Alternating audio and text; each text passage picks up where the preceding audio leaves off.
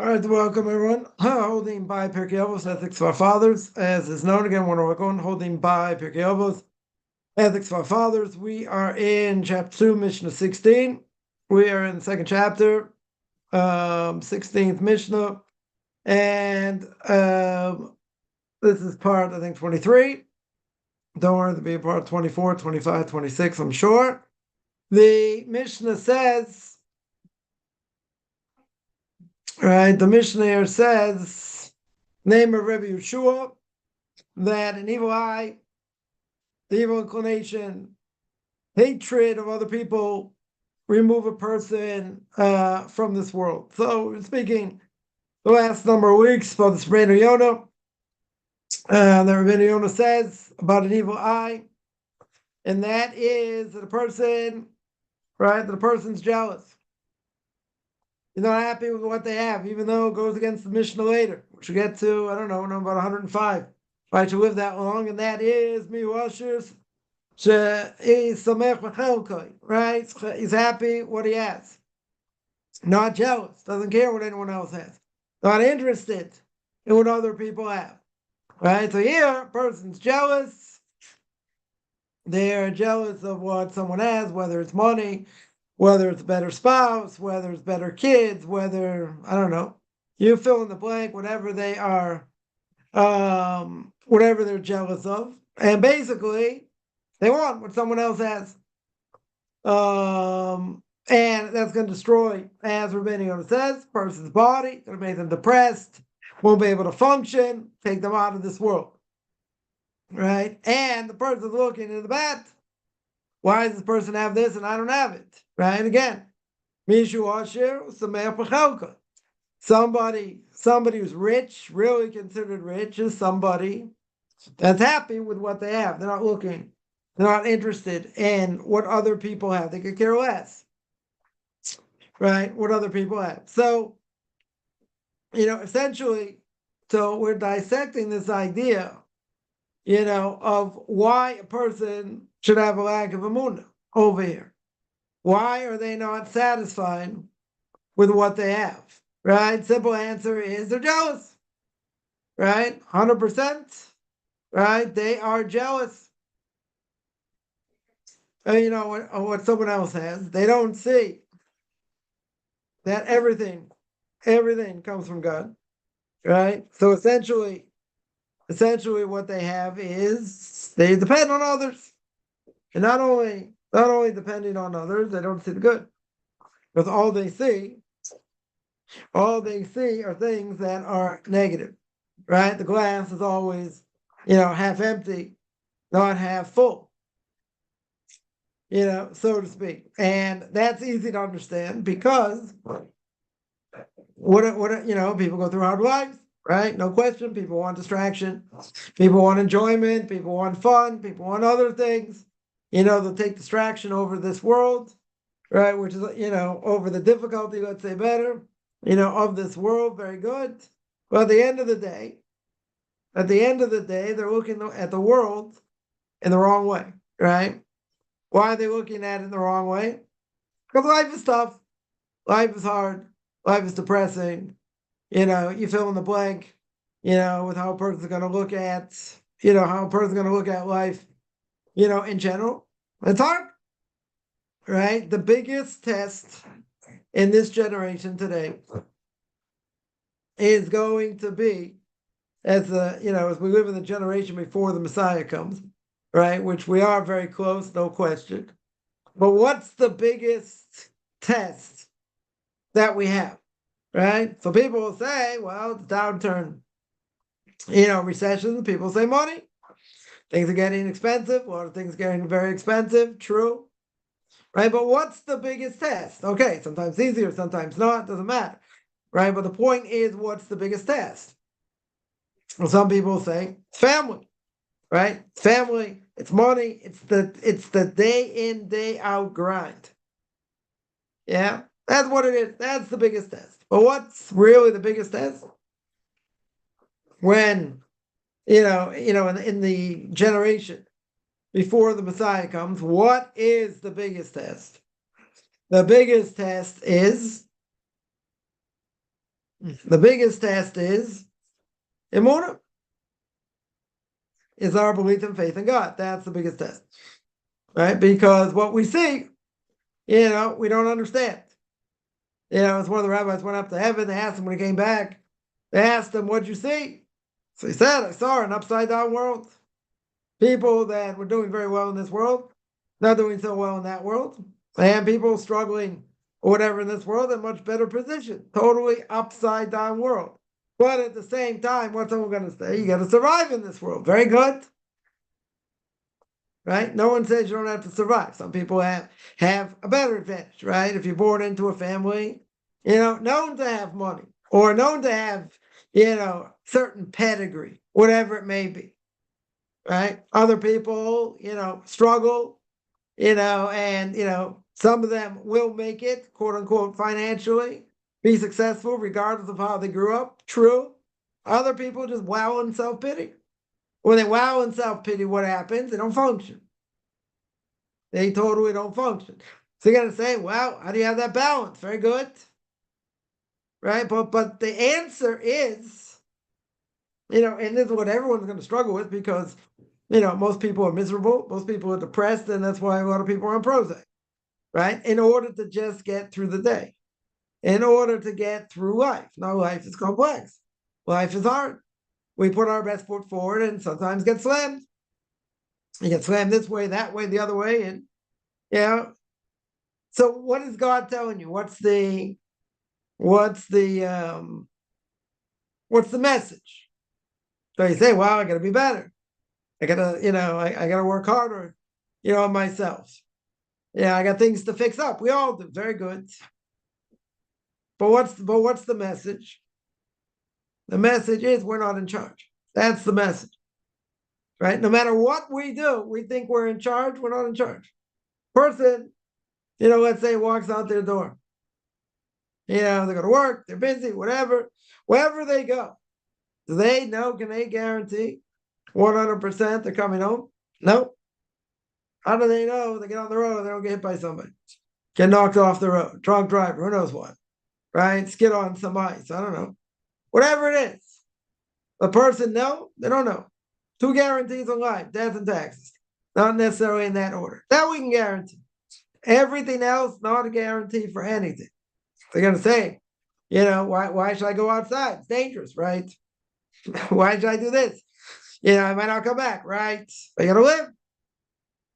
Then we have to live. People have a fear, have a fear of flying, right? And the majority of the time, flights land, right? There can be, can't be crashes, can't be mess ups. That's true. Something can happen, but the odds are very slim.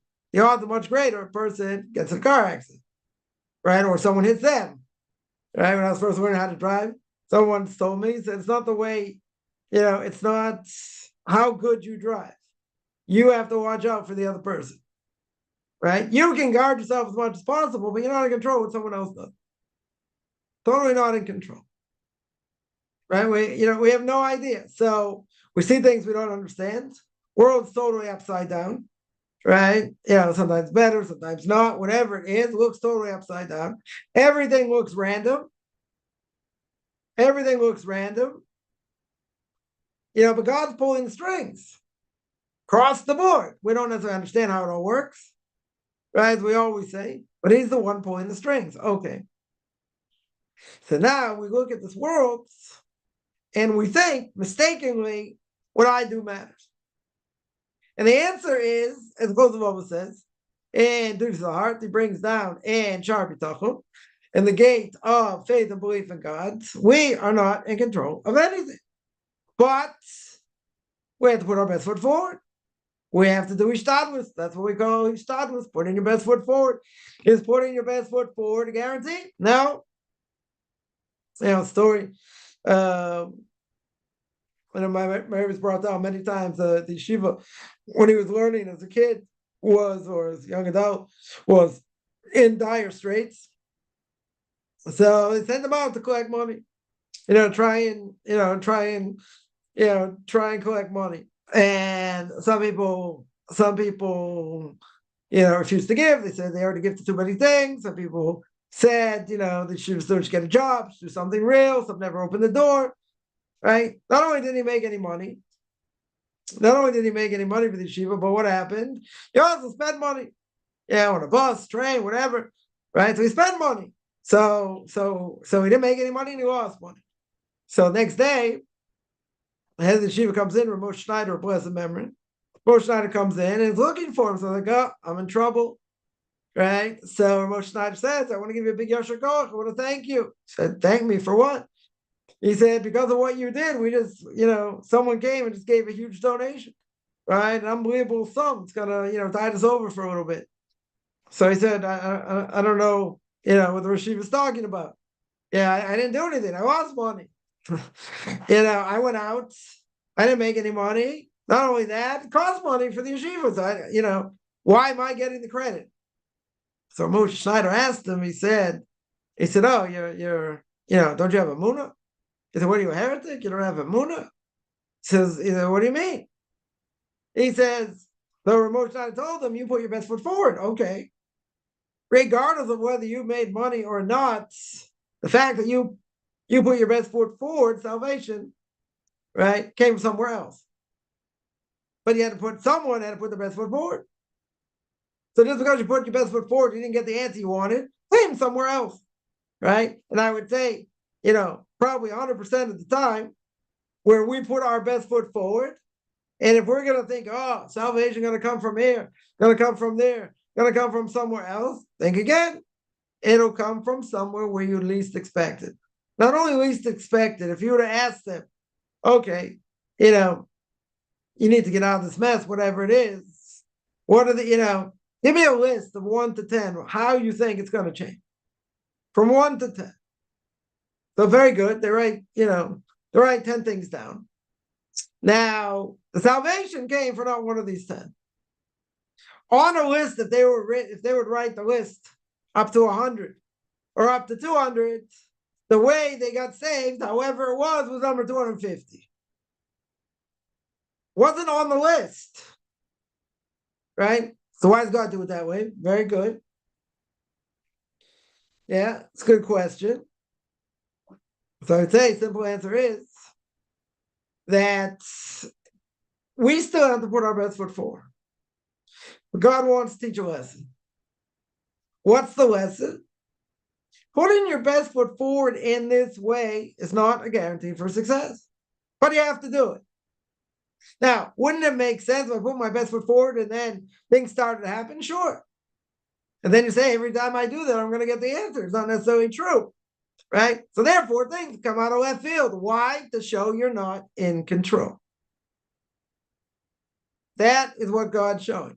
So now, in this generation, as we said before, generation before the coming of the Messiah, very clear, very, very clear with all advances that we have, right? In technology and other things. There are so many things we don't know. Scientists make all kinds of claims and what they know and what they researched and this and that, very good. But what they really know, in the bigger scheme of things, drop in the bucket. Drop in the bucket. Now, technology, every couple of years is like a generation. So like technology moves very, very fast, right? Extremely fast right now. Imagine our cell phones have more memory than, first computers that came out. In any case, things moving very, very fast. Okay. But even with all that,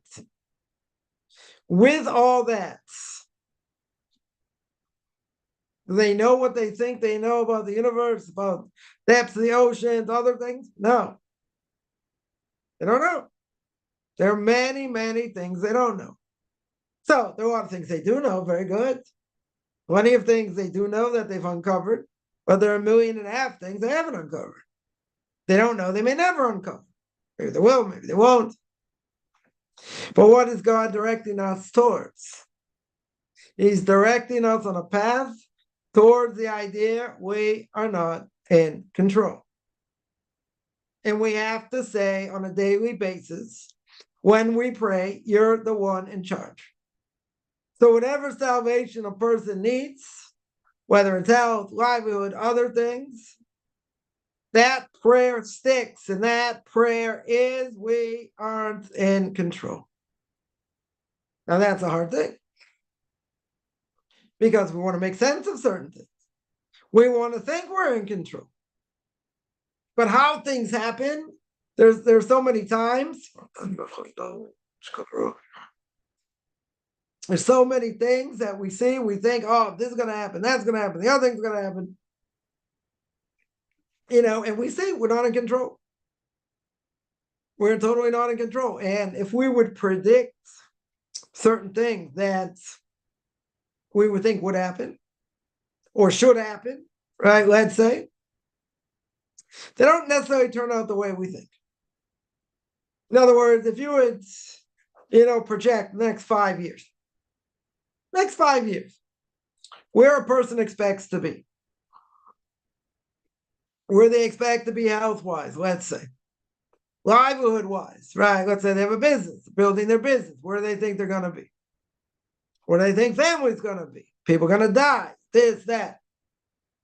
If they would make projections, how many of these projections would come to fruition? Quarter? Half? Third? A tenth? There are probably many things people will predict, or not, not even close. Not even close. We're not able to do that. Now, we can put our best foot forward, right? Say a person, is building a business, you put everything, in the right way.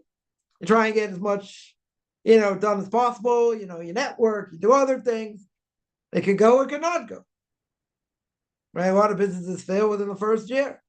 Right? They have to have, a lot of heavenly help. But okay, do marketing, do other things.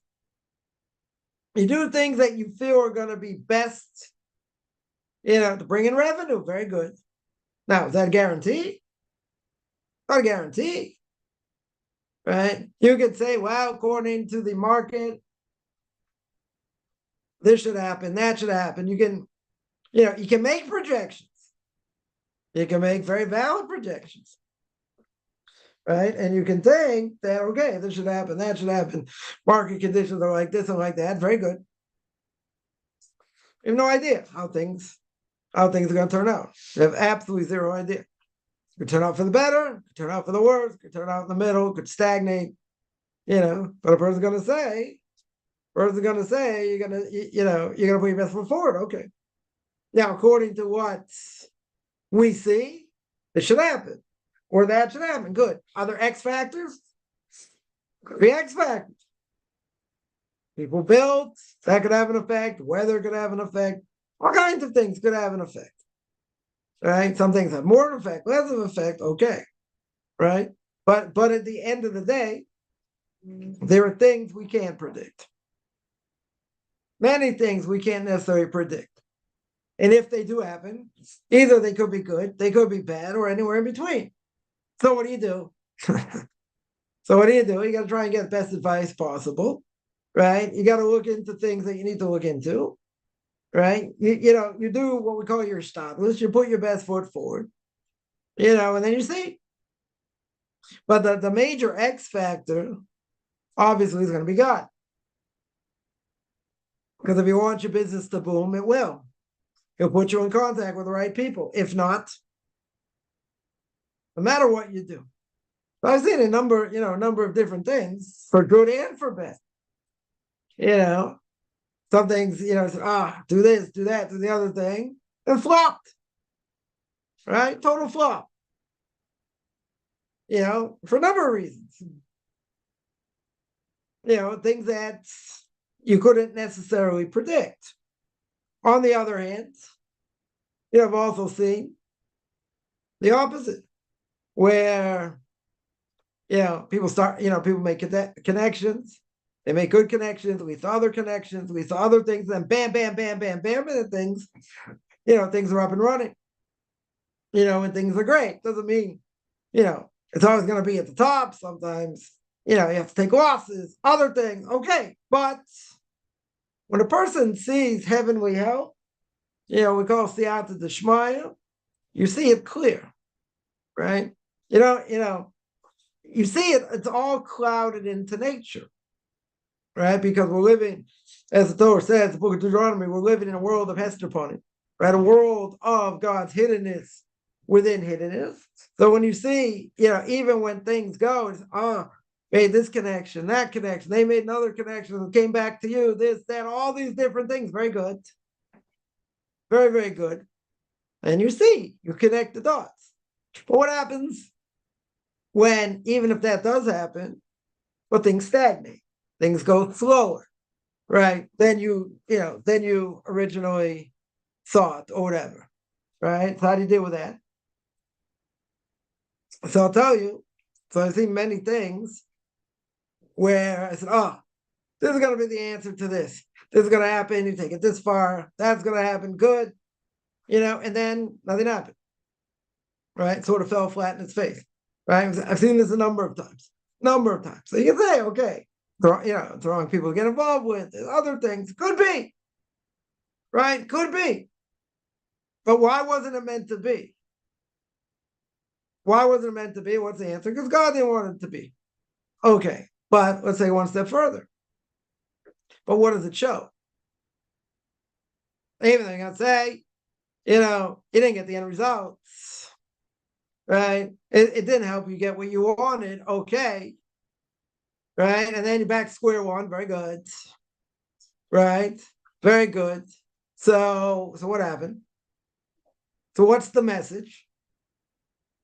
It's a very interesting message. The message is, right now, this person is not, they're not going to be your savior. They're not going to help you here. Right? But at the same time, God says, you know what? Why did I send them? Get your hopes up and then crush them? No. In order to show Yeshua's Hashem Ke'ervayim. Salvation of God comes with the blink of an eyelash. That means even where you least expect it, you should expect it, I would say in general. But even if it doesn't work out, God's showing you, I have ways of doing things. I can make something happen out of nothing. I can put you in contact with somebody that, maybe they're going to help, maybe not, but it looks very good, very promising, all this, very good. And then, you get let up and then nothing happens, right? Or it falls apart or whatever. But it goes to show, not that you're grasping at straws. These are things that could potentially happen, right?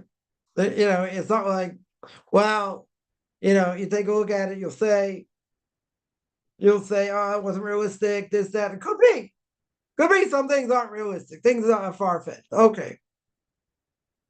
But what if one of these things actually works? And it actually goes. So I've seen that also. Sometimes, it'll go in a little way. Not in a big way. Okay. But it helped anyway. Very good. So we're expecting X, Y, and Z. You don't get it. Well, what's God showing you? He's not showing you that, I'm just doing it to punish you, right? I'm just doing it to, get your hopes up and then crush it. No. He's showing you that things can change at the blink of an eyelash. Even if it doesn't, you'll say, you got psyched out. Okay. Right? But the reality is, that could depress people and say, why didn't this work? Or then you get your hopes up and that didn't work. And then you get your hopes up, something else didn't work. Okay.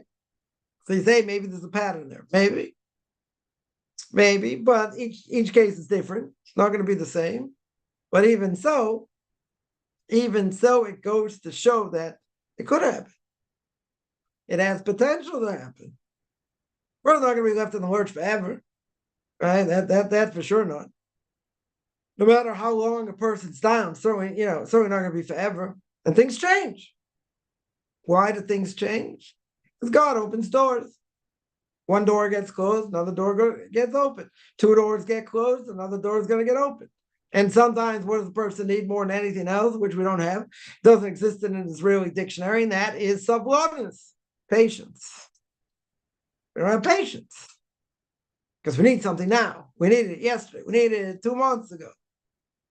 Yeah, so we get flustered. When a person gets flustered, they lose faith. And they say, why am I going through this? Why is this so hard? Why, whatever. But at the end of the day, can it change overnight? Yes. It's very possible to change overnight. But sometimes God wants to squeeze us, right? The bottom of the toothpaste. And what happens? What happens? Person can get tossed around. And even though they get tossed around, it makes them stronger. Doesn't crush them, right? Because, the rabbis tell us persons never put in a position they can't handle. Now, we may think we can't handle it. Some may say, maybe it's only a question how much you're going to fail, but you will fail. Or why would God do that? Why would God break a person? You can say, well, maybe God will break the person in order to build them, in order to build them up, to strengthen them. You can say, okay, maybe that makes sense. But what could I say? The rabbis tell us not that way. Say that God's not going to do that. Because why would he put you in a situation he knows you're going to fail? Now, what happens? What happens if a person does fail? So then you tell me he put you in a position to fail. No. He put you in a position to succeed. You failed the test. But it doesn't mean you're not a vessel to be able to do it. We may think we can't do it. We may think it's impossible. We may think, all kinds of things. But what's the bottom line? What's the bottom line? We have the ability to do it. So let's take somebody then, has all these things against them. Parents are against them. Health is against them. All these things all at once. The person could say, wow, look at this person. They suffer like no tomorrow, right? They suffer like no tomorrow. True, right? Very true. But at the same time, the person's emunah, their faith and belief in God is so strong that had they not gone through what they did, they wouldn't be half the person they are today. And many people would say that. So there's a purpose here. We may get squeezed, true. But what do we do afterwards? Does that give us years? Do we say that, it's never going to change, it's always going to be bad, we give up, right? That's what yesh means, like we give up. Or does it make us stronger and say, I'm not the one in charge here. I'm the one who has to be better. I'm the one who has to work harder. You hold all the keys, God. You hold all the keys. We may make mistakes. We may make serious mistakes, right? Which is the whole question. Okay, God knows we're going to make mistakes. And God understands that. Even if we did it to ourselves, right? What's the worst mistake a person can do? They made their own mistake. You lie in the bed that you made, right? That's it. You made the mistake. Because of the Ramban, I think a Ramban in the book of Job that says, Job's friends chastise him, say it's your bad luck, constellations, set up in a certain way, it's why you're going through this, all these different things.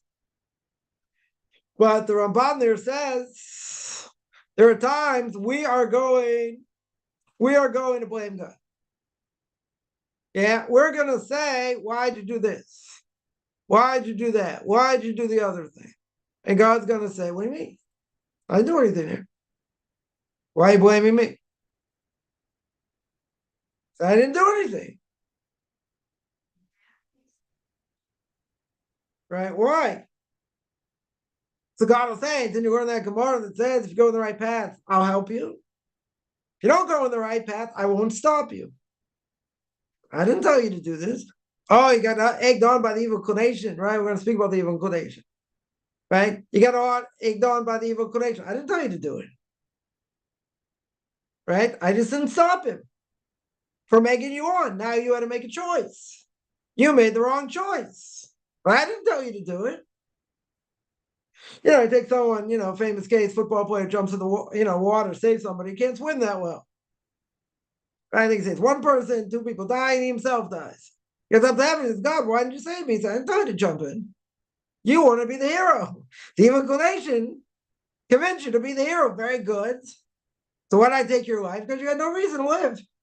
Nothing good was going to come out of you, so I took your life now. Could have taken it later.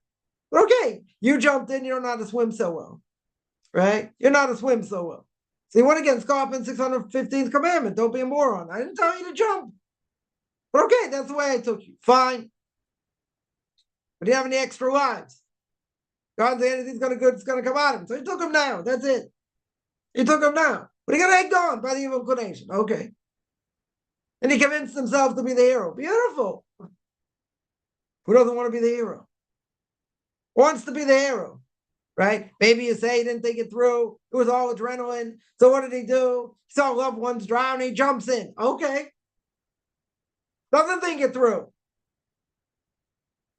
And then what happens? He struggles to breathe because he can't swim. Or doesn't swim so well. Now, when I was in camp, we took junior life saving when I was 15. You don't jump in if you don't know what you're doing. Because the other person is going to kill you, drown you in order that he survives. Or that she survives. You'll be the first to go. God says, I didn't tell you to jump. Oh, but I want to be the hero. Oh, but it was adrenaline. Okay. Even in serious situations, you got to use your brain. You got to think, what would the Torah want me to do in such a case? So in that case, you're not a swim, you call someone whatever, you do whatever you can, but they're drowning right now. But are you allowed to sacrifice your life to save somebody? It's a dangerous situation. You're not allowed to put yourself in danger. If it's a doubt whether it's a danger, that's a question. That would be a question if you're allowed to do it or not. If you're allowed to put yourself, if it's really dangerous or not. So if it's not really, it's really a toss-up whether it is or not. Or let's say even better, it's not a dangerous situation. But potentially could lead to a dangerous situation. Now, you don't know it's going to do that. You'll be like me, you play the odds and say, probably not. Probably better chance it won't be a dangerous situation. But what happens if it becomes a dangerous situation later? Okay, but it's not 100%. It's not 100% a person does this, they're going to die. It's 20%. It is 30%. They say, is that enough of a dangerous situation? That's a good question. Right? But let's say it's something where it doesn't mean it's going to lead to a dangerous situation. That's a different issue.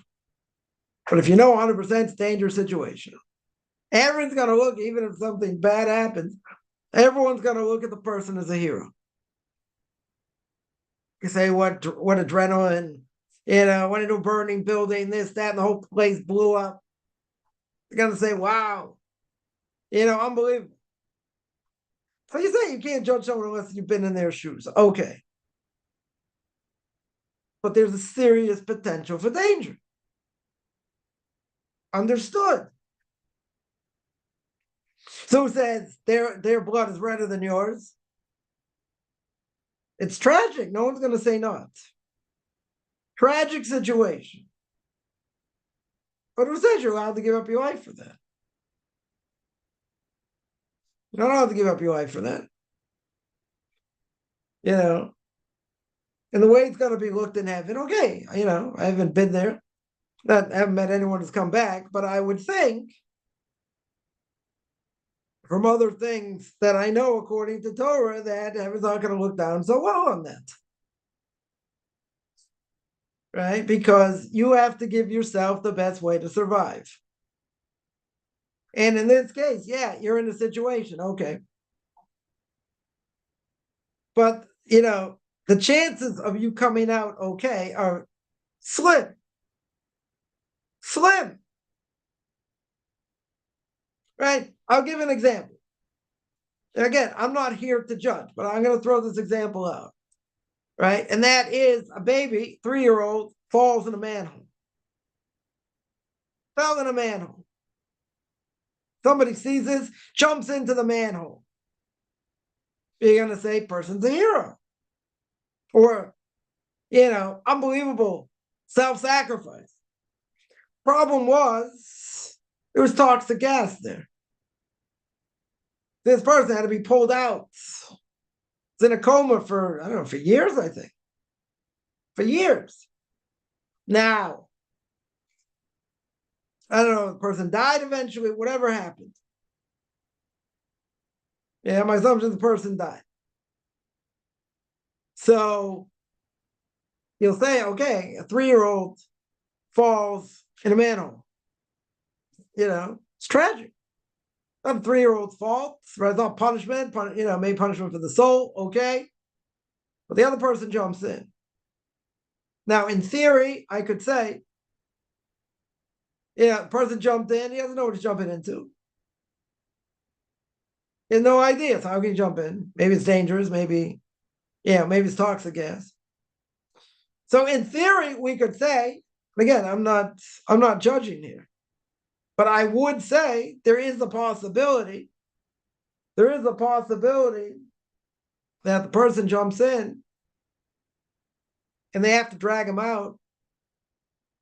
They have to drag him out because there was toxic gas and now he's unconscious. There is a possibility to say, well, God didn't want him to jump in. So that's the repercussion. Ends up a vegetable. If he ever came to life, right? If he ever came out of this coma. Possibly. You say, I can't judge. Okay. Yeah, but isn't that a possibility? It's a possibility. But a person's going to look at it. You look at it from a secular perspective. First of all, it's a tragedy. The child falls in a manhole. Clear. We're going to say, where are the parents? What happened? This, whatever. Child fell in a manhole. Now, they see a person running after them. Wasn't, whatever. It was a regular person. Not he worked for the company, for the gas company, this, that. He jumped in. Try and save the child. Now, a secular person will say that person's a hero. That's how they look at it. He's an absolute hero, or she's an absolute hero. Because look at the sacrifice, what they're doing. Okay. But then let's analyze a little bit more. What's he jumping into? I'll say it doesn't matter. The fact is they jumped in, wanted to save the child's life. That's all that matters. And if he died a hero. But how does the Torah look at that? Is the person allowed to sacrifice their life? There's a danger. Now, you can say, the person doesn't know if there's a danger. Good. So maybe we'll cut some slack here. Doesn't know there's the toxic gas there. Doesn't know it's dangerous. Very good. So it's not a clear-cut danger. Now, if he ends up dying because there's toxic gas, few ways to look at it. He didn't know, right? The person didn't know, but they were willing to go in anyway. Now, if you don't know, can you take a chance? Theory. Again, it'll be adrenaline, it'll be other things going on. But a person, person can ask very quickly someone around, is there any gas in there? Is it toxic? Before they jump in theory. So what if they're told, yeah? They don't give him oxygen, they don't give him a mask, nothing, can't find anything, but, he jumps in anyway. It's suicide. That would be called suicide. If he knows. What if he doesn't know? What if he doesn't know? People call him a hero. People call him a hero because the person was willing to sacrifice themselves, going in because they didn't know. Very good. Well, this is a hard thing because how do we look at this? See, in this case, if a person, a secular person can say, this person went to save the child's life. Doesn't matter, Jew, non-Jew, irrelevant. They can say this person's goal was to save the child's life. Good. The child dies, the person comes up, they drag him out, unconscious, in a coma for a long time. For a long time. What's the obvious question? The obvious question is, if there's a God and they believe in God, this looks bad. Because what do we obviously believe? We believe God is good. That's what we believe. And we mentioned many times, things that look bad end up turning good. Can end up turning good. And things that look good could end up being bad. Right? Read a story a while ago, interesting story, where a girl's trying to find, trying to find a husband, and she has difficulty finding a prospective husband. And after a while, she's got a younger sister. Younger sister, goes out. She lets her go out, whatever. She goes out, finds the right guy, second person she met. She gets married, a couple of years has a child, right? And like, what's the person supposed to think? Like, that should have been me. Why do I have to wait so long? This, that. They still have, a tremendous amount of amunah, faith, of belief in God, put it in their hishtadlus, put in their best foot forward. And her younger sister one day just drops dead. Drops dead, 24. Young child. Drops dead. Now, obviously, that's bad. Right? That's bad. So, it's a very young child. So this woman's brother-in-law, after a couple of years, gets remarried. And this woman, it's very good, help raise this child, and all that. And, things were good between them. And so she still considered her sister-in-law, even though really it wasn't, right? But, they had a good relationship, and, whatever. The family had a good relationship with, former son-in-law, whatever. And what happens? This quote-unquote sister-in-law, actually, she had someone in mind, for this girl. This girl's already in her 30s, right? Already past mid-30s. And the thing was, they were living in America. This guy was Israeli. Like, what are you making a suggestion? This guy's Israeli.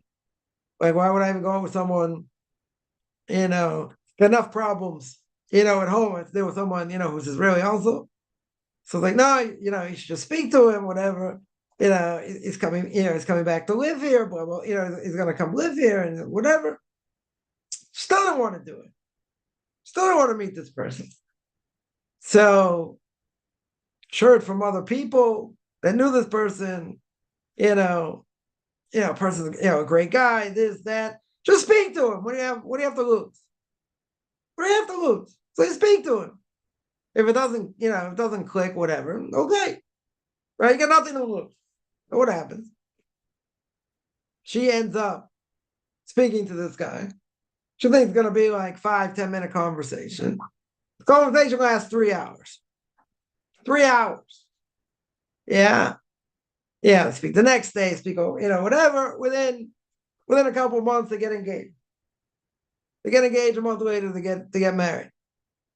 All right. The woman's now, I think, 40, just had a child, which, I thought he'd have a child that age. Okay. So let's look at the scenario. She has trouble finding a mate. The younger sister, wants to date. So, even though she's not married. So, okay. So they let her go out. Second guy she marries, Second guy she meets, she marries. Things are great. She has a child a couple of years later. So everything looks great, but there's, the older sister still, struggling, so to speak. She doesn't have a mate, she doesn't have children. She's getting older. And then the inevitable happens, right? We have no answers. Her sister drops dead. No health issues, nothing. Drops dead. So obviously, her brother-in-law is devastated, right? It's an understatement. Totally devastated. Whatever. And he remarries. A couple years later, ends up getting remarried. Okay. But the one that he remarries, this is like God's irony in a certain way. The one he ends up remarrying is the one that finds her a husband. Now that's mind-boggling. Because that, you gotta say, come on, it's not normal. Why should it happen that way? It could. If I had that answer, I'd be world famous, right? So I can't answer why it happens that way. Yeah, but that's the way it happens. So what looked bad is still bad, right? The fact that, her younger sister, drops dead at a very young age, right? That's bad. That's certainly bad. That's tragic. But what was the point? The point was not only having Amunah, believing everything, was for the best, but the fact that her sister was taken, very early.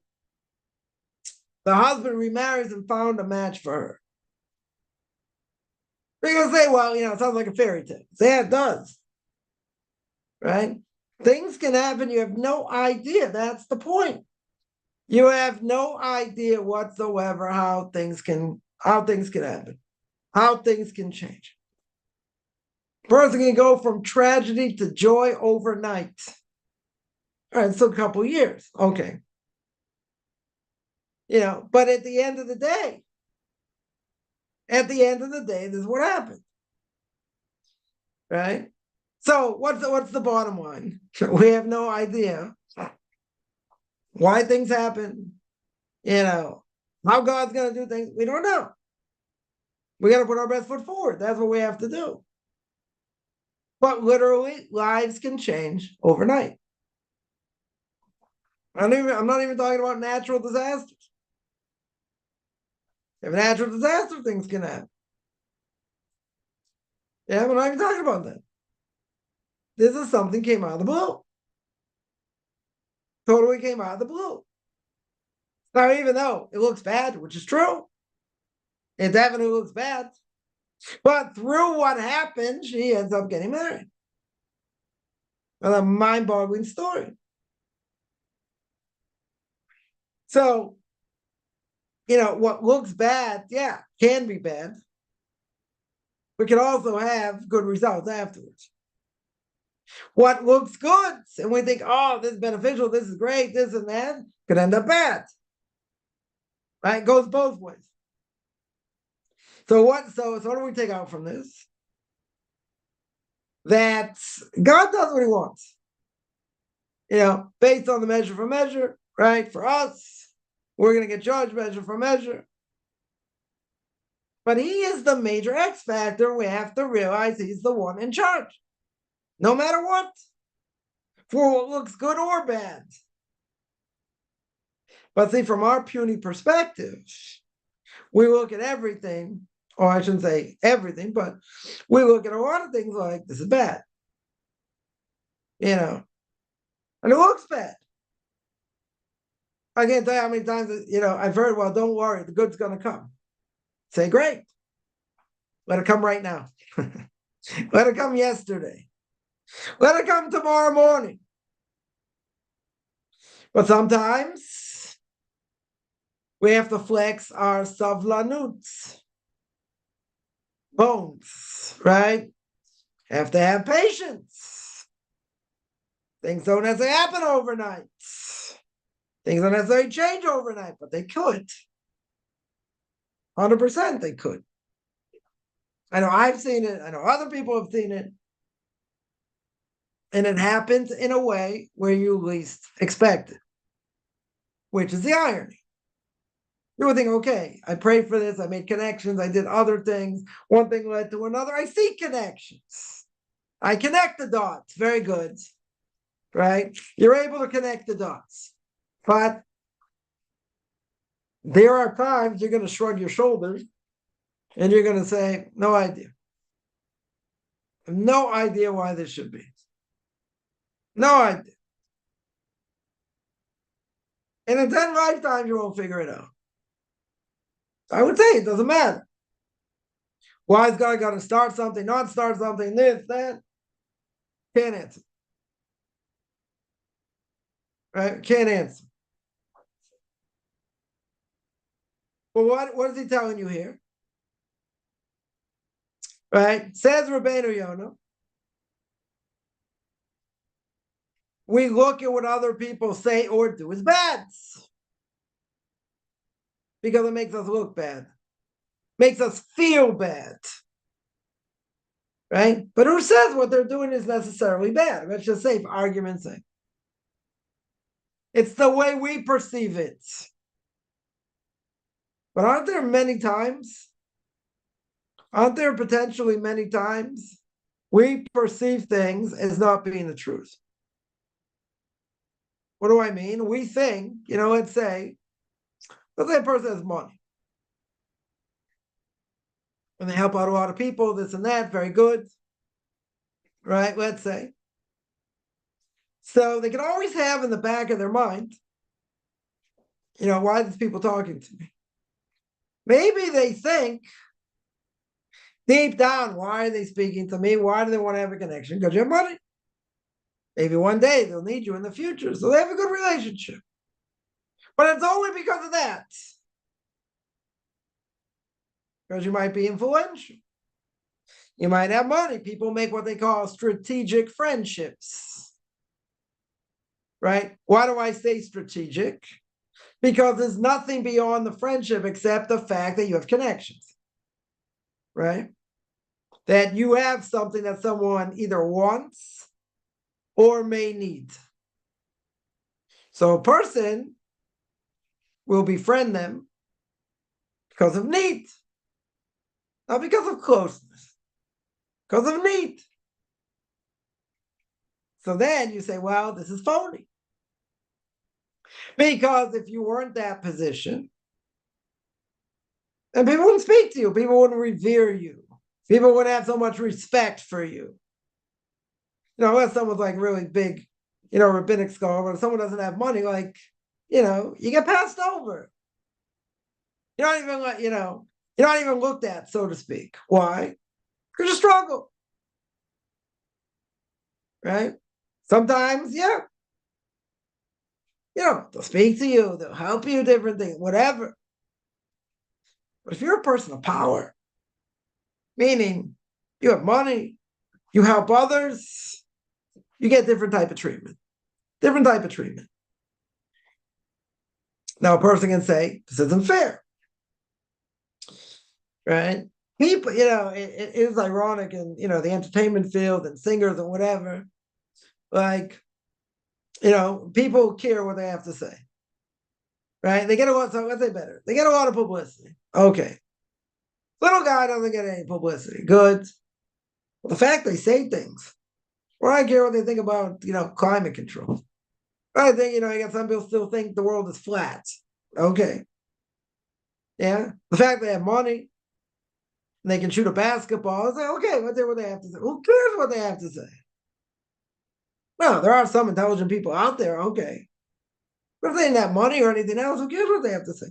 So unless they come up with some, ingenious invention, they come up with something, whatever. Nobody cares what they have to say. Shouldn't care what they have to say. Someone's a big rabbinic scholar and they don't have money. What do you respect? You respect their knowledge. You respect what they bring to the table. Not just about money. Remember those old E.F. Hutton commercials, right? E.F. Hutton. Everyone's like, because everyone wants to hear what they have to say. So good, you take those big rabbinic scholar, good, people want to hear what they have to say. And if a person isn't, look at them. for better or for worse. Now, on the other hand, you take people, let's say they work, okay, and they donate charitable causes. Or maybe they donate a lot, whatever. So very good. They deserve to be respected. You need people like that. Otherwise, schools, and other things would have much more difficulty. You don't have people giving the thing. So you have to respect that. People like that, for better or for worse, they get honored.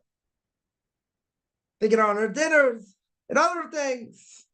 They get honored. Now, you could ask the question, okay, if they have money, they have an obligation to help. Good. Everyone according to what they have. Okay. But at the same time, you're going to say, you got to give them a big plaque.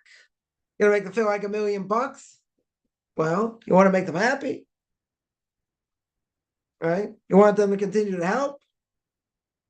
You don't just say thank you very much. You want to give them something. You want to show you appreciate them. So now, technically speaking, is there anything wrong with that? Happens all the time, people say. You see people honored left and right. Very good. But a person has to make sure that honor is not going to go to their head. They're not going to think they're God's gift to the world. They have to be thankful that God's making their business prosper. That's why they can do this. But they're not doing it for accolades. In other words, even if they wouldn't get honored, let's say, right? This will be an interesting question. Anyone's got serious money out there. If they're helping a program, an institution, whatever, and they know 100%, let's say, they know 100%, they get no plaque on the door, on a building, nothing. They'll get, they'll get thanked, whatever. They're not getting anything extra. Not getting anything extra, no other benefits, quote unquote. Now, the question would be, let's say somebody knew that. And there are people that give money, that places don't know where it comes from. They do it secretly. But they don't want all the fanfare. They want to do it because it's a mitzvah to do. They're helping out. They don't want to go to the head. Think there's God's gift to the world because God's the one who gave them the money. He's the one that helped them. So I'd ask a theoretical question. A very theoretical question. That if someone really knew, let's say, they knew 100%, the money that they gave or that they're going to give, even if it's a significant amount, doesn't matter. The money they give, if they would know 100%, no accolades, no nothing. They get a thank you, not saying nothing. A lot of people thank them, whatever. No plaque on a building. No special treatment. So what's the question? Will they still give the money? Because there are people that, they're giving it because, they're obligated to give, good. But even they're obligated to give, they want something. They want to see the appreciation. They want to feel the appreciation. Being told they appreciate is not the same thing as getting a plaque, making a dinner in their honor, or partly in their honor. So if you were to tell them, listen, no dinner, no plaques, no nothing. You're still going to give the 250,000? Still going to give the 500,000? No glory whatsoever. And that can take a person out of this world also. Honor. This person, when they get older, what do they have? Can't do the same things they used to do. So what do they strive for more than anything else? Glory. Honor. We're going covered. Honor. They fight for honor. Grandparents, great-grandparents at a wedding, they want honor. They deserve honor. They're the patriarch of the family. Patriarch of the family. So if you can give them honor, you do it. They deserve it, no question. Right? But again, the party can't do the same things. Can't make as much money doing other things. Very good. So what do they have left? What do they fight for? The end of their lives. You see it all the time. People out of the limelight, let's say. What do they want more than anything else? People to honor them. Even if they already have plenty of honor, they want people to honor them. That's what they fight for at the end of their lives, because they don't have anything else. Let's say. So what does the person have at the end of their life if they're a Jew? Right? They have Torah. Can always learn Torah. No honor. That's what you're supposed to be doing. So again, the question would be, if somebody knows they're not going to get that type of honor, they're still going to do it? I would hope there are people out there that would do it anyway. Why would they do it? Because they know it's the right thing to do. Because what's the highest level of serving God? The highest level of serving God is knowing that you're not going to get any reward, says the Mishna Pirke Avos. That's the highest level. Even if nothing else happens, even if there's no other reward, I got an obligation to serve him anyway. And even we're going to get buried in the ground, very good. And even if we would know there's no reward, why would we keep it? Because it makes the most sense. Our actions matter. Everything we do matters. It absolutely makes the most sense. Even if we wouldn't get that hood, right? Even if we wouldn't get that reward. Because the Bible says, why do you get reward anyway? God doesn't have to give you a reward. That's what he created to do. That's what you're obligated to do if you're a Jew. You got to learn Torah. You got to keep his mitzvahs. It's not going to say, give me a hoodsie. Right? Give me that chocolate bar, whatever it is. Because I deserve it. Look what I've done. So the Bible says, you know why you get the hoodsie? You know why you get reward? One reason. Because God himself is about chesed.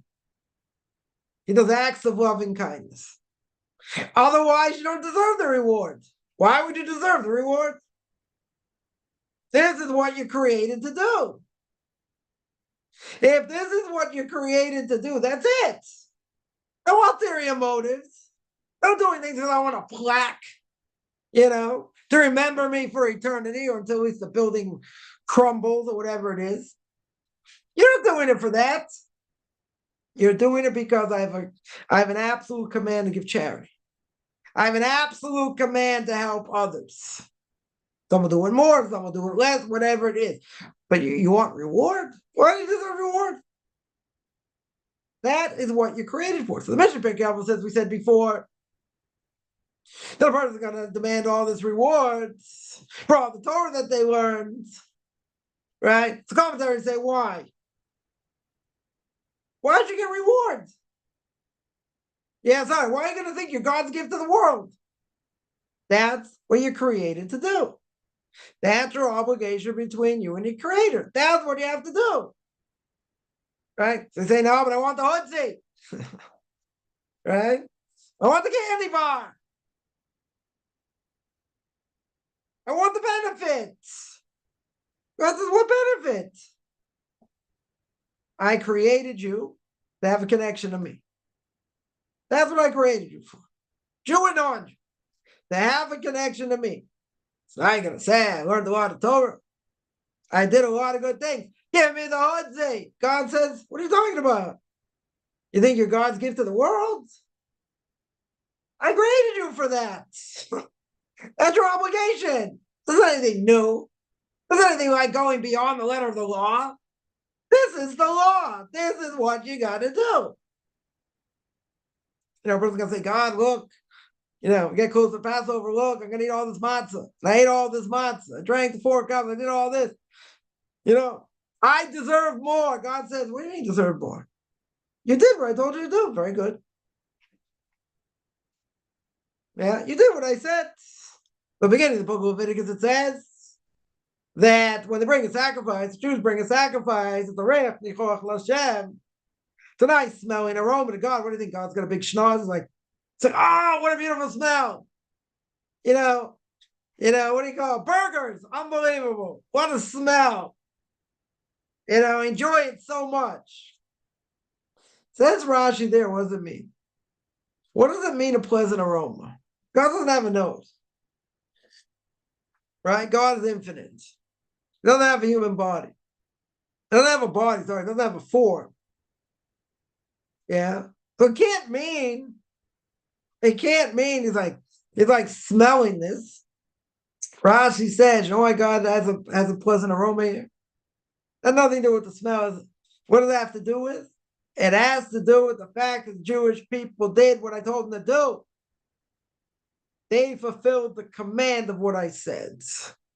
So when they fulfill the command of what I said, that's a pleasant aroma. They did what I said. This week's Parsha, Parshas Vayakhel, says more than 30 times, right? They did what God said. Why 30 times? Kasher tziva Hashem es Moshe. Like when God commanded Moshe to do. What, do you think he wasn't going to do it? You think the Kohanim weren't going to do it? What do you say? 30 times. Yeah. Right. So, all the commentaries asked the question. It's not my question. I saw, says Mori Rebbe and Rabbi Gon Moshe Moshe should be well. And he says like this. What's the purpose of saying that they listen to God? Right? Sorry, that Moses listened and that they listened. What do you think? They're not going to listen?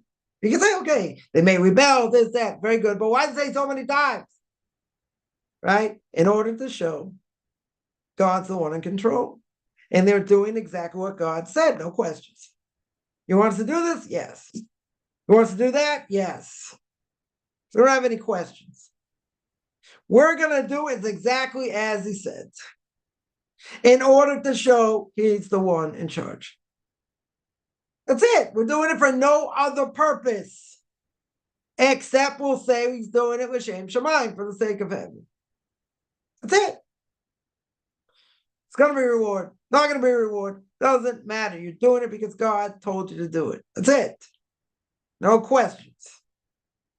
Yeah, today everyone's got questions. Why should I do it this way? I can do it that way. I can do the other thing. I can do what I want. Right? That's not Torah. Right? It's Torah made up in your own mind. Listen to what God says, whether we understand or not. Doesn't mean we don't have to understand. We have to try and understand the best of our ability. That's true. That 100% is true. But guess what? Even if we don't understand it so well, still got to do it. Example I always give, imagine, a person, is going on a plane, but he tells the stewardess, says, listen, I need to study like a lot of physics and thermodynamics before I get on the plane. I said, really? He said, we're leaving in 10 minutes. You don't get on the plane, you don't get on the plane. Right? Go through it on your own time. Right? Go ask AI, whatever. Right? Go ask AI how it works. Good. Then you get a quicker answer. Okay. You're not going to go on a plane because of it? Person doesn't even better.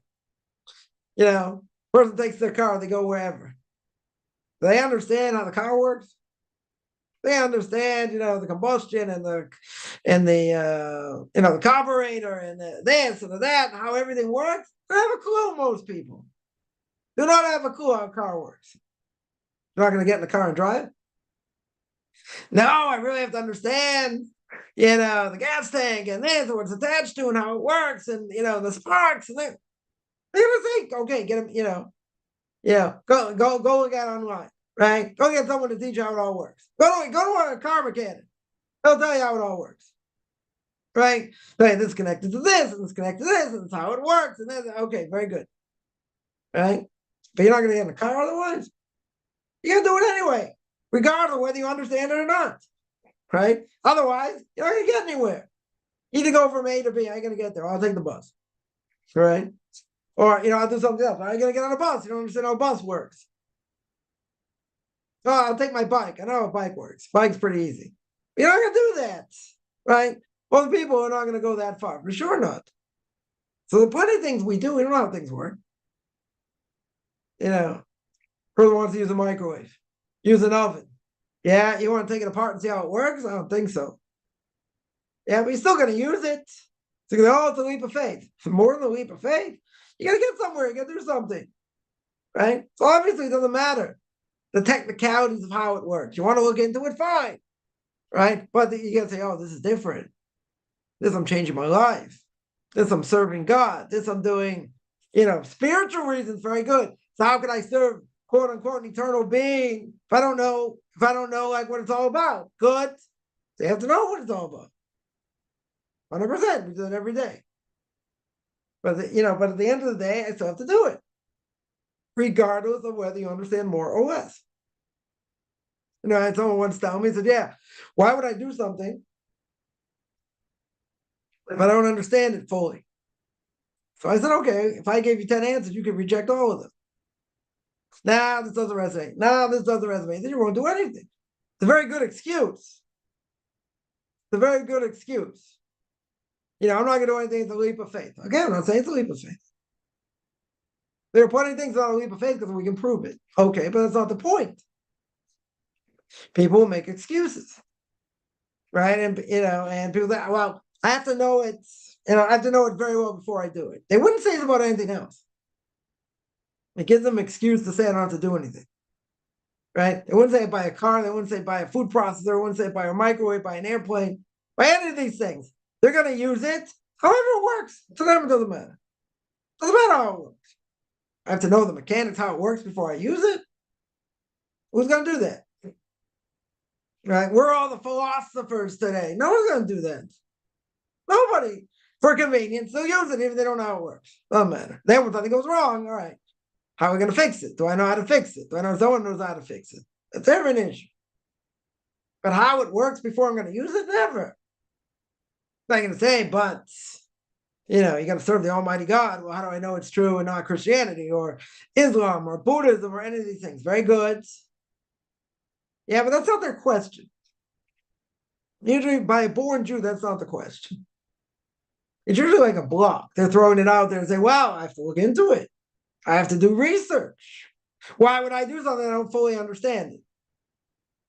Well, if God is infinite, let's just say, God is infinite. He gave us a book. He manufactured stuff. Don't you think it's like a little bit deep? Some things that's going to take you a long time. Maybe you'll never understand 10 lifetimes. Other things are easier to understand. Right? It's one of the reasons the Torah has to be written by God, because there's so many things that are unclear. Why would we do certain things? Yeah, many things. But let's talk about the things we do understand. Okay. I understand not to steal. Now, we can go into detail what not stealing means. Yeah. What if the person's not going to miss the money? They're a multi-billionaire. Yeah. You steal a little bit from them. Whatever, you don't have any food, you're starving. They're not going to miss the money. The ends justify the means? No. Still forbidden. Yeah. The whole laundry list of things that we may understand, but the ramifications of many different things is totally different. How we look at it. Don't murder, premeditated murder. What about euthanasia? That's not murder, it's mercy. Okay, it's a question how we're going to look at it. How we're going to define it. But what about things like shoo away the mother bird and take the eggs? And the Torah says you'll be granted long life. So that's illogical. And the Torah says, for guys, he says, put frontlets between your eyes. Doesn't tell us what it is. Right? Bind them on your arms. Very good. So we understand that's tefillin, okay. So a guy has to wear it every day, right? Not on Shabbos or a festival. And God says that's going to draw you close to me. That's going to, remind you of coming out of Egypt and all that. That's illogical. That's illogical. Doesn't mean I don't have to try and understand it, but there are many things. But people forget it's God-like book. God made it himself. Pass it down to Moses, however he did. Pass it down to us. Very good. So I have to keep it no matter what. Whether I understand more of it, I understand less of it. But people will throw this out there and say, oh, this doesn't make sense. That doesn't make sense. Good. It doesn't. Right? Eating milk and meat together. Torah says don't cook a calf in its mother's milk 3 times. Very good. But if I have kosher meat and kosher cheese, I put them together. Why does it make it forbidden? You can say one reason may be, the Rambam says, I think in Moreh Nevuchim, the guy from the Perplex, right? I think he brings down that you put them together. So they did idolatrous services. They had milk and meat together. So we don't do that because of that. That could be a reason. Doesn't mean it's the reason. But logically speaking, you could say, come on, mixing milk and meat together makes no sense. Milk is kosher, meat is kosher. Why if I mix it? Now, there are a lot of ramifications for that. A lot of fences around that the rabbis made. You should have separate pots. You should have, separate sponges, separate cutlery or silverware, wherever you're from, right? So they don't mix. So they don't have any problems. Say, but they made more problems. Doesn't matter. Doesn't matter. Point is, I'm not allowed to do it. Not allowed to eat meat and milk together. Is that logical? Not so logical, right? Definitely not so logical. Even if we have rational explanations, we don't necessarily understand, right? There are many things like that. But some people would say, I don't fully understand. So what? Do you believe God gave the Torah? Yes or no? Yes. Right? Let's say. We'll make it easy. Yes, I believe God gave the Torah. Very good. Does that mean we have obligations? Yes. Yeah, what are the obligations? Well, the Torah tells me. Yeah, but it's not so clear. Very good. So I got oral law to tell me what to do and how to do it. Good. Yeah, but a lot of these things don't make sense to me. Okay. Let's go back. Did God create the world? Yes. Did he obligate us to do things? Yes. Don't I have to understand them to do it? No. You have to do it to the best of your ability. Now, would I say get more meaning if you understand it more? That's what Torah is. That's why we learn. Go through all these intricacies of what I'm supposed to do and how I'm supposed to do it. That's what I'm here for. That's exactly what I'm here for. What about non-Jews? So they also have to learn what applies to them. Plenty of what they can learn also. And what they can do. They're limited in many ways. Okay. But see, for them, they're different. Now, why are they different? Because they're only going to keep laws that are universally true, according to the Torah.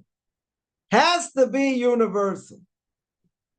What does universal mean? That they would have figured it out anyway. Don't kill. That makes sense. Not allowed to kill. Oh, what about self-defense? That's not killing. It's not premeditated. Self-defense. Oh, what about euthanasia? Oh, that's a problem. Right? Even for them, it would be murder. Stealing, they would understand.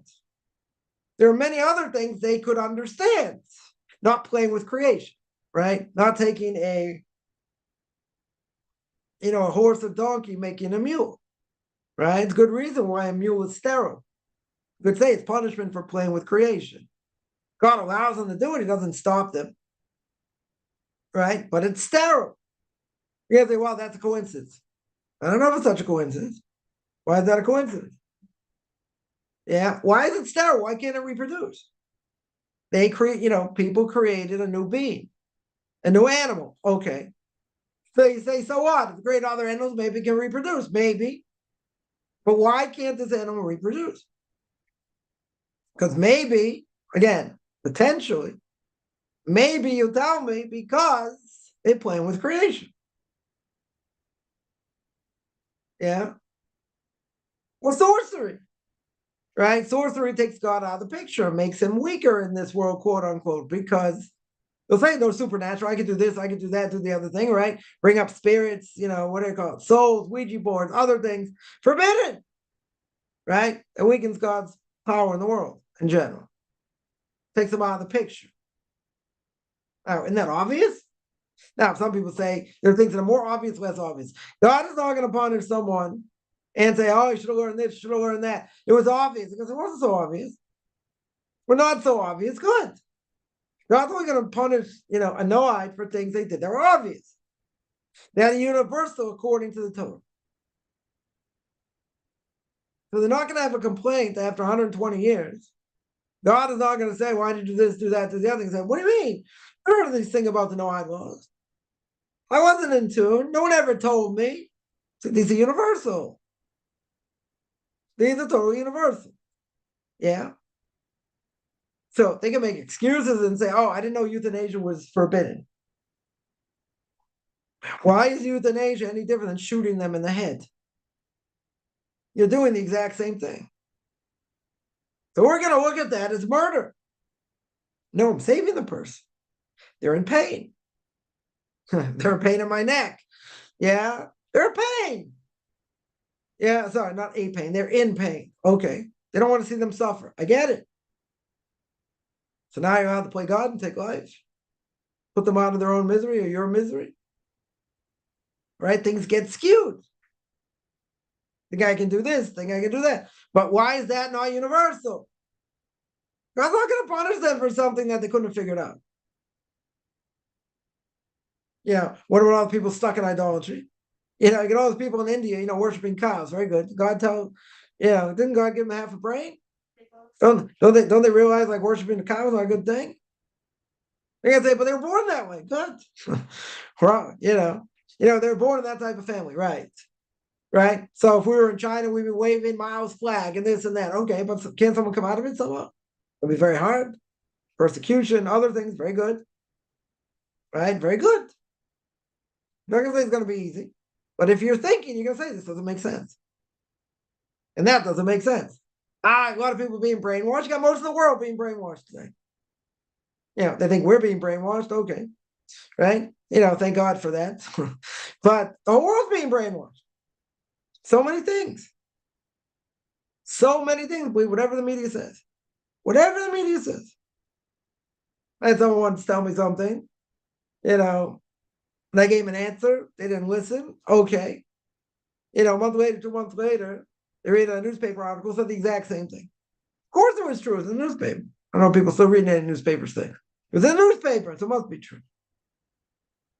I said, yeah, I told you that a month ago. 2 months ago. Yeah, what I say doesn't matter. What they read, quote unquote, that matters. Okay.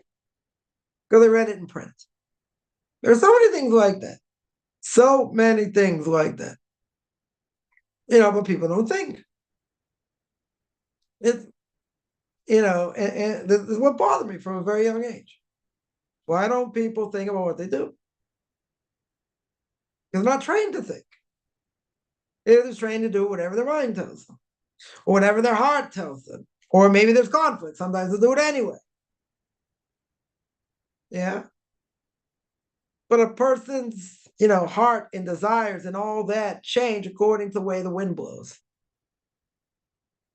That's the way it is.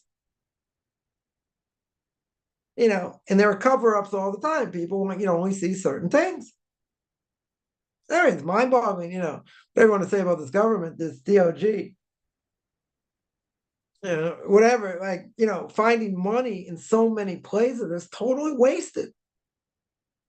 People can hate Trump and Musk and all that for whatever, it doesn't matter. But like billions of dollars wasted. There was one that like, Hamas was getting like $2 billion or whatever from the US after October 7th. Makes no sense. I'm not even talking about that, other things, climate control in Sri Lanka. They give me money, like $200,000 to Sri Lanka for climate control. Really? Worse things. Worse things. And finding all this stuff, total corruption. Absolute corruption. I'm not going to get into politics, but like, it's mind-boggling. Absolutely mind-boggling, but they get you to see what they want you to see and not what's really going on. Not saying the other side, is free from all that. I love corruption. Very good. Very, very good. People up in arms, knocking off all the things in the Department of Education. They made a very good point. You think, over the last 10 years, 15 years, America's like last in so many things academically. Math, science, other things. So like spending tens of millions of dollars in the Department of Education, it's a failure. It's an absolute failure. So you can't do that and cutting jobs. I get it. People are going to lose jobs, but there's a lot of waste there. Why aren't they producing? Why are they not producing? So I give answers. That's not the point. If you don't produce at a job, whatever your job is, you're not doing what you should be doing, they should fire you. Right? If you're not doing what you should be doing. So if they're claiming like, if they're claiming, get all these programs and whatever, what's the end result? That's what people want to see. What's the bottom line? What's the bottom line? And the bottom line is your school system stinks. Yeah, and you're not producing top, engineers and scientists, whatever, compared to other countries. Probably spending a lot less than what you're doing. There's something wrong. Something's wrong, obviously. You say other cultures have, better work ethics, better this, better that. But they're spending a lot of money. A lot of money is getting flushed down the toilet. You're not seeing the end result. You're not getting the most for your buck, so to speak. So they're knocking off a good part of the Department of Education, right? People think it's like sacrilege. I don't know. Why would you keep so many people employed and spending all kinds of money if the end result is like flushing the toilet? You're not getting the end result. Okay, so you spend less money, still try and get the end result. They get a lot of waste, tremendous amount of waste. People don't want to think, people don't want to work, whatever. It's a hard thing, but God gave everyone a brain. He put in the psyche of man, he put in our souls, Jew and non-Jew, to want to search for God. Yeah, to want to be part of that. Otherwise, it wouldn't make sense otherwise. You're going to say, well, I got Christianity this way, people came out that way, different things, very good. So there are people that are well-meaning. They are well-meaning people. They want the truth, You're going to say, how do you know they have, you have the truth and they don't have the truth and this and that. Okay. That's not the point, right? That's not the purpose here, right? But they want truth. They think they have the truth. Okay. They're misguided. But why would anyone be searching for God and want to be part of that in general? So you see, a lot of people aren't. A lot of people are atheists. A lot of people going according to whatever they want, right? Whatever their heart tells them to do. Very good, right? But there are people coming back. There are people, Bible thumpers, other things. Even if they're misguided, it doesn't matter. But why would they be that way? Say they were born that way. They were taught that way. They're this, that. Okay, but why? It's not logical, except for the fact, right? The Bible says God put it in the psyche of man. He put these ideas in the psyche of man to search for supernatural, to have a connection to someone who created the world. He put that in the psyche of every person. Now, people come to it different ways. People can disregard it. People can think they have the truth, even though they don't. They can be misguided. Okay, many things can happen. But there's no possible way. The Bible says the person comes to a realization of God, and all that without it being in your soul. Because otherwise, it's not coming from the outside. It would never come from the outside. There are people, that are charismatic, that are very persuasive, that can convince people, to be born again or whatever. Okay, brainwashing, charisma, other things, lies, very good. People can convince that way also. So you could ask the same question. If that's true, if that would be true, then what would we say? One of two things. Either a person got a tremendous amount of charisma, they're able to convince other people. But why are they able to convince other people? Because it has to be inside the person, has some affinity towards it. If it wasn't inside a person, how would a person get it, even if they're charismatic? So what? They could say, go fly a kite. I'm not interested. Some people will say that. But a way they're able to entice, other people is also through money, right? There are many unfortunate, Jews, poverty-stricken that, Christians come in, say, we're going to help you. We'll take care of your rent. We'll do this. We'll do that. But you got to believe in JC. So it's a perk. It's a major perk, right? That can happen. Now, again, if a person was thinking logically what they're going to tell them doesn't make sense. Doesn't make sense. For most of the Christians, it doesn't make sense, but they do it anyway. Why? Some more, some less. Why they do it? Because they're all brainwashed. They're all essentially brainwashed. They don't think, right? Because again, it's a very strong tactic. That tactic is fear, right? And the fear is that that if you don't believe in JC, you're going to fry in hell forever. It's good. Keep him in line. That makes sense, though. Right? But God gave everyone the ability to tap in. See, otherwise, why would they tap in? We live in a physical world. The physical world, as the Pirke Avos says, 10 times stronger than the soul. Because the physical world has the advantage, right? Has a home court advantage. For that reason, because when a person's born, Pirke Avos says, every second of every day, what does he want? Physical pleasure. And that never stops. So that continues. But he's born from the dust of the four corners of the earth. So that makes the body stronger. Comes along, the soul is trapped. The soul should be much more powerful. Very good. But it's coming from the outside. The soul is coming from the outside, i.e., from underneath God's heavenly throne. Since it's coming from God's heavenly throne, it's got a lot of power. Very good, but it's coming from the outside. It has tremendous disadvantage. The Lord says, so how does it affect us? If a person keeps Torah at any level, a little bit of Torah pushes away a lot of darkness. So therefore, you strengthen the soul.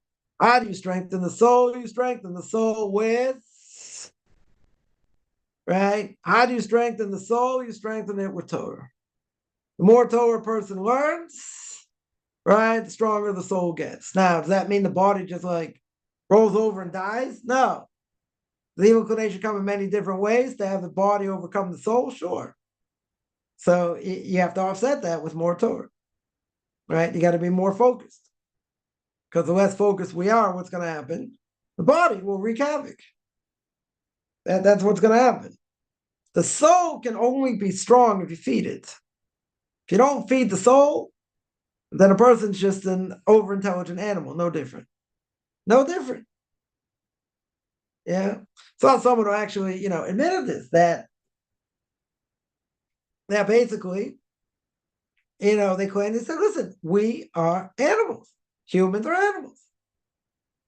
We do a lot of things like animals. Right? But essentially, we're animals. I was like, look, I'm glad someone admitted it. Right? But even if we're animals and we have, different physical needs, very good. But you got to harness them. You got to use them in the right way. And if you don't use them in the right way, what makes you different than an animal? Nothing.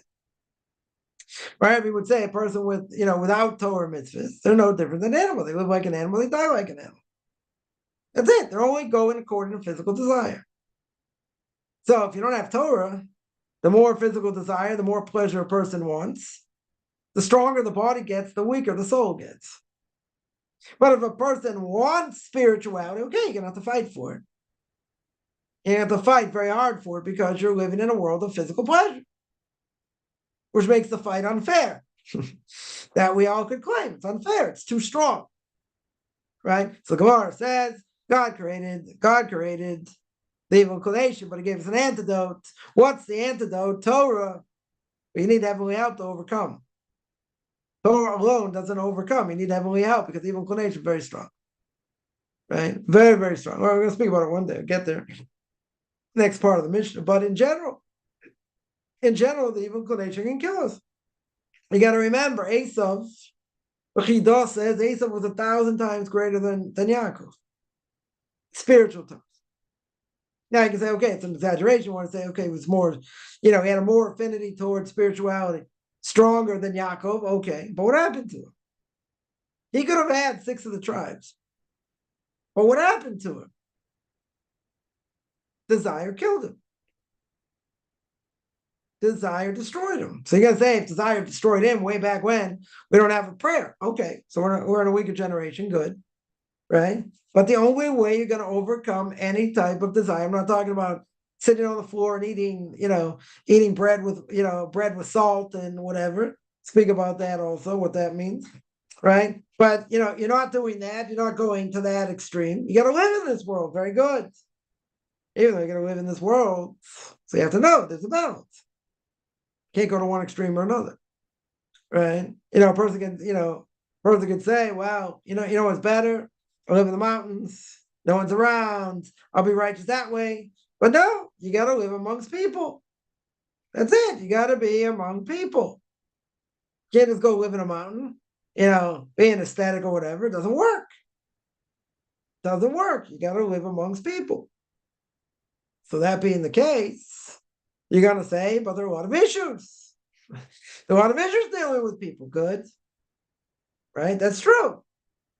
And there'll be people who want to lead you astray. Good. It's all part of the test.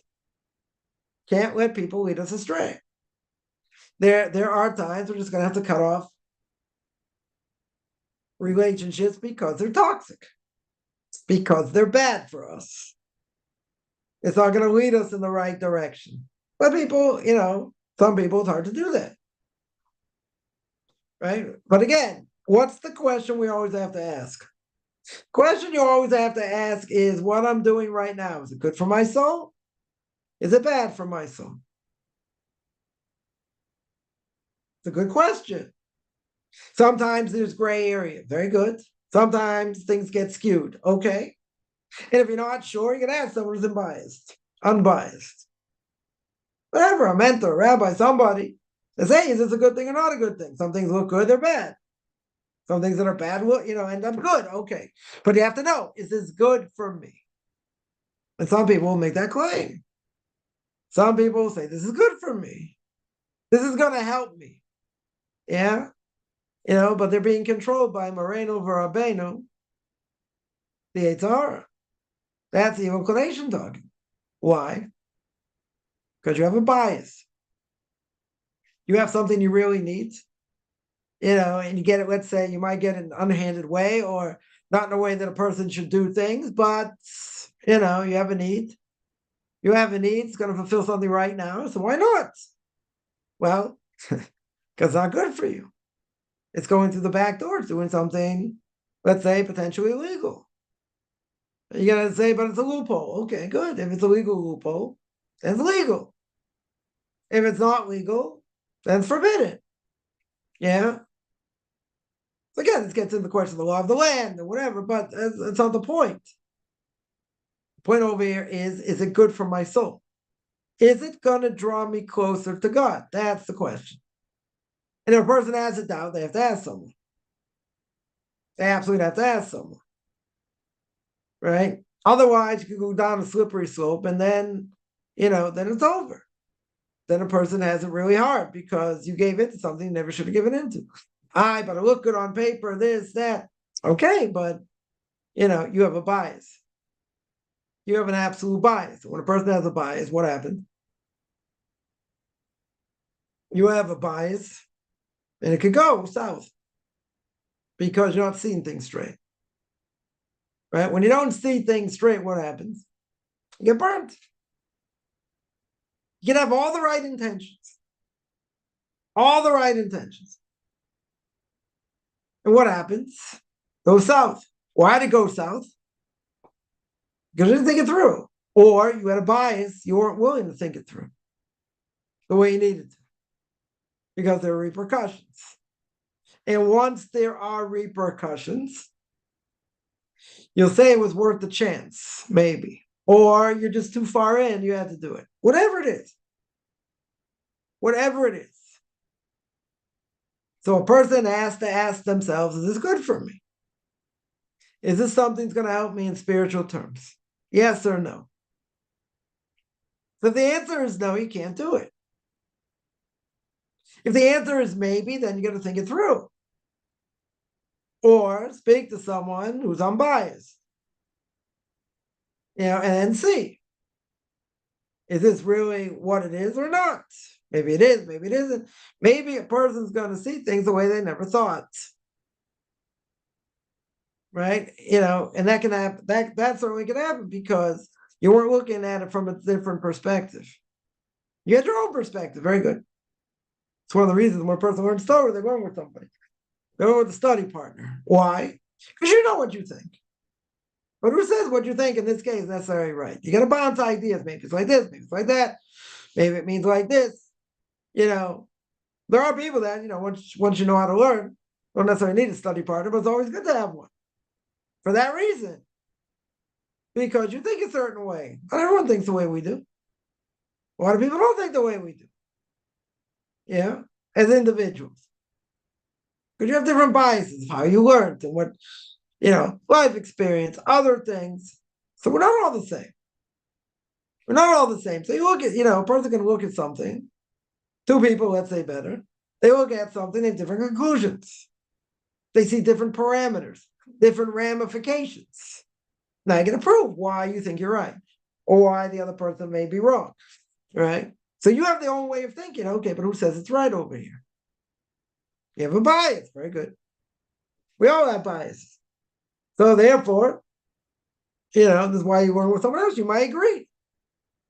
Both of you may agree on the same thing. Okay, this is what it means. This is the ramifications. Very good. So maybe you agree. Okay. Well, there are probably things you'll disagree, and it's not a bad thing to disagree, except you want the truth. So if you want the truth, you can disagree, right? But obviously, someone has to be right somewhere. So even if a person is wrong, per se, they got a different perspective they didn't think before. So that's valuable, right? If you're looking, if the whole goal is to understand, what I'm doing and what it means and what the ramifications are, and it's not just about me being right and you being wrong. It's about we're working together to understand what it means, to understand what the ramifications are. Does it apply in this case? Doesn't apply in this case. Now, some things you agree on more, some things you agree on less. You can agree to disagree, right? But you want to have some sort of conclusion, right? You want to come to some sort of, conclusion, right, of what comes out. You don't want to leave it to doubt. Now, there are some things guaranteed that a person will see. They'll go over it, they'll rehash it, they'll this, they'll that. They won't have a conclusion, right? They'll have unanswered questions. A person has to understand we're dealing with holy text here. Okay. Now, it could be years later, you still had that question. You never got really a concrete answer. And all of a sudden you saw something or heard something that kind of answers the question. So now I have to go back and reanalyze. Did it take care of all the problems? It didn't. Let's say it does, because you have other knowledge now. Not everything we see we fully understand either. Understand to a certain extent, but you can spend hours, grappling with it. You can spend years, days, weeks. At some point, you got to go further. You got to cover ground, but at the same time, there are things that, may be unclear. May be unclear. Now, I would say, a person's only going to go forward. You have to have some level of clarity, right? You can't just say, well, I'm just going to go through it, plow through it. And if you don't understand it, you don't understand it. No, you got to have some level of clarity, right? For sure. But, you still may be left with doubts because things are a lot more complex than we see or than we think, right? I remember once I came up with a question, so finally one of the later commentaries, asked the question. So I asked it at a certain level, and I saw there were a number of ramifications I didn't think of. Yeah, there were I don't know, 5 or 6 different points that I only went according to one point. But there were other ramifications. Okay. Well, I finally hit something. I was very happy to hear that. Right. I was, someone else asked the question, so I was very glad to hear that. Very good. Right. Very good. But I only, at that point, I only hit the tip of the iceberg because there were a whole bunch of other factors. I mean, it was a much more complex thing than I thought. Yeah, okay, that's also learning tone. So if I'd learn it again, maybe I'd come up with, some of the different ramifications. Because you have more knowledge. Okay.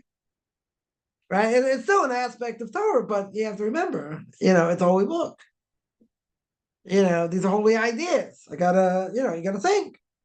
People want everything for free today. No one wants to think. Everyone wants everything gifted to them on a platter. But the more you think, right? If a person's learning well, let's just say by Talmud in general, if a guy is learning well, he should be able to come up with a lot of the questions the commentaries ask. If you can say, well, it's a crutch to look at them and see. Okay, but if you're learning well, you come up to a lot of these questions. in general. But, you got to work. I got anything else, right? So I would say, based on all that, what do I have? What do I have over here? Right? What's the message? So the message is very simple. Message is I got to do what God says no matter what. Even if I don't understand it so well, I still have to do it. Now, that means just a leap of faith? No. We believe in the system. We believe how it works. I'm lacking information. Okay. But in order to know what I have to do, I still have to do it. Right? Even if I don't understand it fully. If I understand it enough, then I have to understand, okay, so how is it done? How am I supposed to do this? How am I supposed to keep Passover? How am I supposed to do these other things? Very good. Each mitzvah, whatever it is, I have to know, practically speaking, how to do it. That's the most important thing, right? People make the mistake and say, no, I have to understand it. You have to understand it to a certain extent. That's true. Yeah, that 100% is true. But is that going to take you away from learning it in general? Right? Because that's an excuse people can make. If I don't fully understand it, I won't do it. You don't understand how a car works, you're going to drive it. You don't understand how a plane works, but you need to get somewhere, you go on a plane. Right? So what's the difference? You're never going to go get that deep. Let's say you have a superficial explanation of how a car works. Okay. Yeah. Is it much deeper on, what's behind all these things? Sure. So I got enough information, I'm going to get in the car and drive. Good. So why is that any different by mitzvahs? Because someone's going to make an excuse, say, no, I have to understand everything. Everything? Where do you understand everything? You understand a few things about what it is, and it resonates to a certain extent, then do it. Forget about Kabbalah, forget everything else. But, you can spend your whole life, hours and hours, days, weeks, years, spend so much time learning, and what do? You only scratch the surface because there are multiple layers. But you say, I never got to all the multiple layers. Doesn't matter. Doesn't matter. Whatever level you get to, good. So I understand this better, I understand this less. Okay. Doesn't mean you don't have to try and understand the best of your ability, but that's not going to stop you from doing it. That's the point. Right? It's not going to stop you. Now, if it does stop you, then you're a fraud. Right? I would call such a person a fraud because what do you think? You're the greatest philosopher in the world? In 10 lifetimes, you never understand it the way you should. Because we're human. We're limited. Very good. You do the best you can do. But doing the best you can do means whether I understand it fully or less or whatever, I understand it at some level. So what? I still have to do it. That's the bottom line. And that's not a leap of faith because, there's so many things we do understand. We do know. And I mentioned before that, at least 40% of the Torah can be proven. Right? And it's been proven, through, empirical evidence. So you got 40%. I would be happy if you had 20%. Because even if you don't have the other 80%, doesn't mean it's not true. So now that I know it's true and I have to keep it, very good. So I have to know, practically speaking, what to do. Now, aren't there many levels? Yes. Multiple levels? Yes. But at the basic level, I have to know what to do. And to understand at least why I'm doing it. So in the bigger scheme of things, why am I doing it? Because God said to do it. You're cleaning like crazy. You get another 3 weeks. Right, 3 weeks from tonight's Passover. You're going to be cleaning like crazy and this and that. Come set next, 3 weeks from tonight, anyone's going to keep Passover has to make a Seder that night. So all your cleaning has to be done. Cooking, you're going to cook for Shabbos. It's all going to be Passover stuff. You're not cooking, you're not going to be cooking barley and these other stuff because you have to turn over your kitchen, right? Practically speaking, it's got to get done. Very good. But I have to know while I'm scrubbing and cleaning and doing all these things, what is the purpose? In the bigger scheme of things, why I have to learn about it, right? Well, my kids would say, "You're not Pharaoh, we're not slaves." I said, "Right, keep cleaning." Right? But it has to get done. It's not about philosophy here. You got 3 weeks to get it done. Get it done, however you get it done. Right? If you're celebrating Passover, you got to get it done, period. But you have to remember why you're doing it. You have to remember what the purpose is. And There are a lot of good books on the topic, a lot of good Haggadahs on the topic. What you're doing and what the purpose is, and taking certain things of Egypt out of ourselves, right? Taking all negativity out of ourselves. What does chametz represent? The Yetzer Hara represents the evil inclination. It's like you're scrubbing, trying to get rid of that evil inclination out of yourself. You don't even think about that. You're too busy about, scrubbing and cleaning and moving things and, and all that. You forget about what the purpose is. But you got to do it anyway. That's the point, practically speaking. So what? You have to do it. If you're going to keep Torah, it's not a 5-year option to renew. Not if I feel like doing it, I don't feel like doing it, right? If you're a Jew, you got to keep it. If you're not, you want to convert, okay, you got to know what to do. You have to know what to do, but you can't forget the bigger purpose. And you got to remember one thing, and that is that whatever I do that's positive in Torah draws me closer to God. Even if I'm shaking my lulav and I'm shaking it like this and I'm shaking it like that and I'm shaking it like this, you think, wow, I feel so much closer to God. Even if you don't feel anything. Yeah, God's going to give you that power to the soul because you did it right. At a base level, you did it right. Okay, there are other levels to reach. Very good. But every mitzvah we do strengthens the soul. Every time we don't speak Lashon Hara strengthens the soul. Every blessing we make strengthens the soul. You think the evil inclination is going to just like drop dead? No. But you got that obligation to keep going. And the Torah itself, and whatever I do, is going to push away that darkness. But that doesn't mean he's going to die. You're going to have different trials, different tribulations, all kinds of things. Going to be thrown at us. So we're going to praise God or not. We're going to do what he says or not, even if we have difficulty. Right? But if you don't realize the purpose of what I'm doing is because God said to do it for no other ulterior motive, that's what I have to do. You understand it more, you understand it less, doesn't matter. I have to try and understand it, but I can't make excuses. There are people who make excuses. Oh, this is archaic. This is medieval. This is this and that. Did you ever learn it? Did you ever study it? Did you ever read anything about it? No, that's what I think. Okay. Or people say, how can I keep it if I don't really fully understand it? So these are just excuses. That's all it is. And you understand how a car works. It's not going to stop you from driving a car. You don't understand how electricity works. It's going to flip on the switch or not flip on the switch. These are just excuses. You wouldn't say it about anything else, right? No one's going to say, I have to really understand thermodynamics so I get on a plane. I don't think that's going to happen. I can't even imagine anyone's asking that question. It's interesting how a plane works, and it's like you're in a tin can, 35,000 feet above the ground. That's very good, right? How it works? What do you care? You care how it works. Anyone's going to ask questions? Interesting. Okay, so Google it. You want to learn more about it. There are people into these things. Okay. It's not going to stop them getting on a plane. It's not going to stop them getting in a car or doing anything else because they don't know how it works.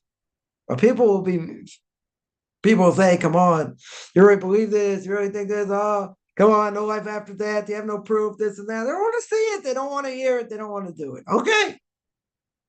Yeah, but don't make excuses. People make excuses all the time. Or they'll say things make you look bad, try and make you look bad, and say, come on, it's more to life. You got to do this, you got to do that. You got to live life. Is there anything more important than God? Yes. What's more important than God? Nothing.